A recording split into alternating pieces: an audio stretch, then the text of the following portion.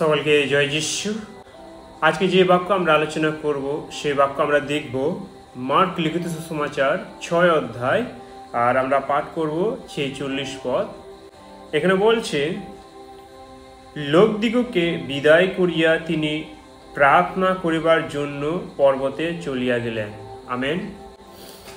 এখানে আমরা দেখতে পাচ্ছি প্রভু যীশু খ্রিস্ট 5000 মানুষ এবং তার থেকে অধিক মানুষরা ছিল, সেইখানে তিনি আহার দিয়েছিলেন এবং তার সঙ্গে সবসময় তার শিষ্যরা ছিল। আমরা এখানে দেখতে পাচ্ছি প্রভু যীশু খ্রিস্ট অনেক ব্যস্ততার মধ্যে আছেন এবং তিনি অনেক রকমের অলৌকিক কার্য করছেন এবং তার সঙ্গে আমরা দেখতে পারি যে 5000 থেকে মানুষ বেশি রয়েছে, তার সঙ্গে তার শিষ্যরা রয়েছে। এবং এখানে আমরা দেখতে পারি যে 6 অধ্যায় যদি আমরা পড়ি, সেইখানে আমরা দেখতে পারবো যে অনেক রোগীরাও ছিল, অনেক অসুস্থ মানুষরাও ছিল। কিন্তু এইখানে আমরা দেখতে পাচ্ছি যে প্রভু যীশু খ্রিস্ট সমস্ত কিছু বিদায় করে তিনি প্রার্থনা করবার জন্য তিনি পর্বতে চলে গেলেন। আমরা এখানে দেখতে পাচ্ছি যে কিভাবে তিনি প্রার্থনা করার জন্য সময়টাকে বের করেছেন। ঈশ্বর সন্তানরা, আমি আপনাদেরকে স্মরণ করিয়ে দিতে চাই, আমরা হয়তো অনেক ব্যস্ততার মধ্যে থাকি, আমরা হয়তো অনেকে কাজ করি, অনেকে জব করি, আমরা অনেকে বলি যে আমি প্রার্থনা করার সময় পাই না, আমার সময় হয় না, আমার এত কাজের মধ্যে থাকি আর প্রার্থনা করতে পারি না। আমরা এই অজুহাতটা আমরা অনেকে দেখিয়ে থাকি। কিন্তু প্রভু যীশু খ্রিস্টকে যদি আমরা দেখি, যে তিনি আমাদেরকে দেখিয়েছেন যে আমরা কিভাবে ব্যস্ততার মধ্যেও প্রার্থনা করার জন্য সময় বের করব।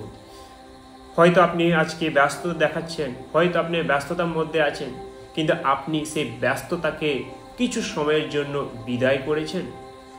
আপনি কি সেই ব্যস্ততা কিছুক্ষণের জন্য আপনি সরিয়ে দিয়েছেন, নাকি আপনি শুধু নিজের ব্যস্ততার মধ্যে থেকে ঈশ্বরকে সময় দিচ্ছেন না?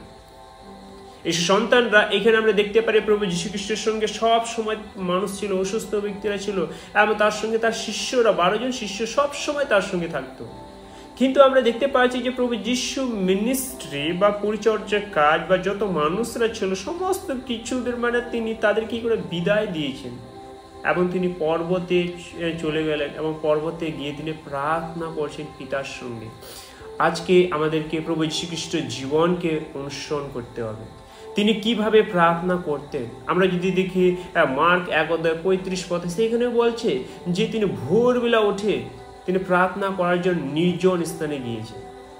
এসব সন্তানরা, আমাদেরকে ব্যক্তিগত প্রার্থনা সময় বের করতে হবে। আমরা হয়তো অনেকে অনেক ব্যস্ততা এবং অনেক মানুষের সঙ্গে থাকি, কিন্তু আমি আপনাদেরকে বলতে চাই, আপনি কি ব্যক্তিগতভাবে ঈশ্বরের সঙ্গে প্রার্থনা করছেন? ঈশ্বরের সঙ্গে কি কথা বলছেন? আমরা হয়তো মণ্ডলীতে যাই, আমরা প্রার্থনা করি, আমরা কোনো জায়গায় প্রার্থনা সভা হয় সেইখানে যাই, আমরা পরিবার যখন প্রার্থনা বসে তখন করি, কিন্তু আপনি কি একাই কখনো ব্যক্তিগতভাবে ঈশ্বরের কাছে প্রার্থনা করেছেন? যেভাবে প্রভু যীশু খ্রিস্ট সমস্ত কিছু বিদায় করে তিনি পর্বতে চলে গেলেন প্রার্থনা করার জন্য, আপনি কি গিয়েছেন? ঈশ্বর সন্তানরা, আজকে আমাদেরকে ব্যক্তিগতভাবে সময় বের করতে হবে। আপনি যদি পরিবারের সঙ্গে থাকেন, তাহলে আপনি কিছু সময় আপনি একাই ঈশ্বরের সঙ্গে সময় কাটান এবং আপনি সেই সময়টাকে নির্দিষ্ট করুন যে সময়ে আমি ঈশ্বরের কাছে বুঝতে পারি। সেই জন্য ঈশ্বর সন্তানরা, আমরা এই বিষয়টাকে ভালো করে মনে রাখি। আমাদের জীবনে প্রার্থনা হচ্ছে সব থেকে প্রাধান্য, সব থেকে আসল। কারণ আমরা প্রার্থনার মাধ্যম দ্বারা ঈশ্বরের সঙ্গে কথা বলি, আমাদের দুঃখ কষ্টকে তাকে বলি এবং ঈশ্বর এবং আমাদের যে সম্পর্ক রয়েছে আমরা প্রার্থনার মাধ্যমে সেটা আমরা কথা বলি এবং এই প্রার্থনা দ্বারা আমাদের সম্পর্ক আরো গড়ে তোলে এবং আরো গভীর হয়, আরো আমরা ঈশ্বরের কাছে যেতে পারি প্রার্থনার মাধ্যমে। সেই জন্য আমাদেরকে ব্যক্তিগতভাবে প্রার্থনার মধ্যে আসতে হবে। সেই জন্য আমি আপনাদেরকে বলতে চাই, আপনার যে সমস্ত কাজ রয়েছে, আপনি যে ব্যস্ততার মধ্যে রয়েছেন, এই সমস্তকে আমরা একটু সরিয়ে দিই, এই সমস্ত আমরা সরিয়ে দিই আমাদের কাজ থেকে এবং আমরা ঈশ্বরের কাছে আসি, আমরা ঈশ্বরের কাছে প্রার্থনা করি, ঈশ্বরের সঙ্গে আমরা কথা বলি। ঈশ্বর চায় আমরা তার সঙ্গে যেন কথা বলি। সেই ঈশ্বর সন্তান, আমি আপনাদেরকে বলতে চাই, আপনার ব্যক্তিগত প্রার্থনার জীবন কেমন আছে? যদি নেই, তাহলে আজকে থেকে শুরু করুন। আজকে থেকে প্রার্থনা করুন। প্রভু যিশু যেরকম সমস্ত কাজকে বিদায় করে তিনি প্রার্থনা করার জন্য এসেছেন, সেই জন্য আজকে আপনি যে কাজ আছে না কেন একটু সরিয়ে দেন এবং প্রার্থনা করুন, ঈশ্বরের সঙ্গে কথা বলুন। ঈশ্বর সন্তানরা এই বাক্য দ্বারা আমাদেরকে বলছে যেন আমরা ঈশ্বরের সঙ্গে ব্যক্তিগতভাবে প্রার্থনা করি। সমস্ত ব্যস্ততার মধ্যেও আমরা যেন সময় বের করে ঈশ্বরের কাছে প্রার্থনা করি। এই বাক্য দ্বারা আমাদেরকে স্মরণ করে দিচ্ছি, আজকে আপনি ব্যস্ততার মধ্যে আছেন না আপনি ঈশ্বরের সঙ্গে কথা বলছেন।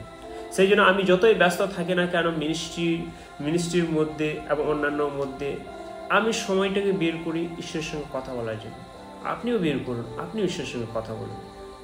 সেই সন্তানরা, আমি বিশ্বাস করি আপনি সিদ্ধান্ত আজকে নিয়েছেন এবং আপনি ব্যক্তিগতভাবে প্রার্থনা করবেন ঈশ্বরের কাছে। সেই জন্য আর অজুহাত যেন আমরা না দিই। আসুন আমরা প্রত্যেকে ঈশ্বরের কাছে আসি এবং প্রার্থনা করি এবং প্রার্থনা করে ঈশ্বরকে বলি, প্রভু যিশু যতই ব্যস্ত থাকে না কেন তোমার জন্য আমি যেন সময় বের করতে পারি, সাহায্য করুন। ঈশ্বর আপনাকে আমাকে সকলকে সাহায্য করুন। আমি বিশ্বাস করি এই বাক্য দ্বারা আপনি আশীর্বাদ পেয়েছেন।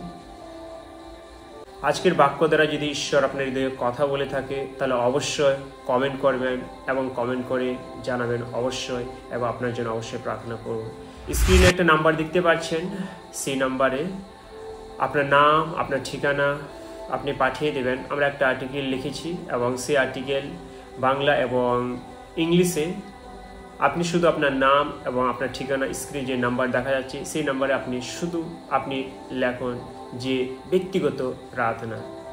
আমরা আপনাকে সে আর্টিকেল পাঠিয়ে দেব এবং সে আর্টিকেল আপনারা পড়বেন। শুধুমাত্র লিখবেন প্রার্থনা, আমরা পাঠাবো আপনাদের। ঈশ্বর আপনাদের প্রত্যেকে আশীর্বাদ করো। সকলকে জয় যিশু।